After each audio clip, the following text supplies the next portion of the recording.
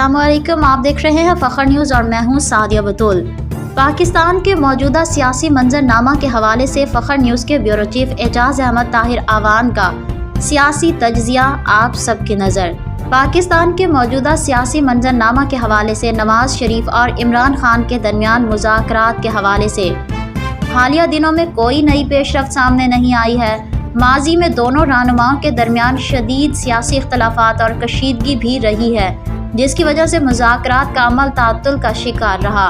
मिसाल के तौर पर हर 2024 में इमरान खान ने नवाज शरीफ के इस्तीफे तक तमाम मुज़ाकरात से मुसलसल इनकार किया था। ताहम हालिया दिनों में इमरान खान ने नवाज शरीफ से मुज़ाकरात पर आमादगी ज़ाहिर की है। इसके बावजूद नवाज शरीफ की जानिब से इस पर कोई वाज़िया रद्द अमल सामने नहीं आया।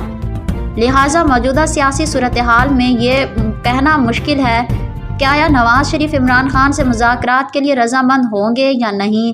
मुल्क की सियासी सूरत हाल बड़ी तेज़ी के साथ बदलती रही है और मुस्तक़बिल करीब ने दोनों रहनुमाओं के दरमियान मुज़ाकरात के इम्कानात को मुकम्मल तौर पर मुस्तरद नहीं किया जा सकता।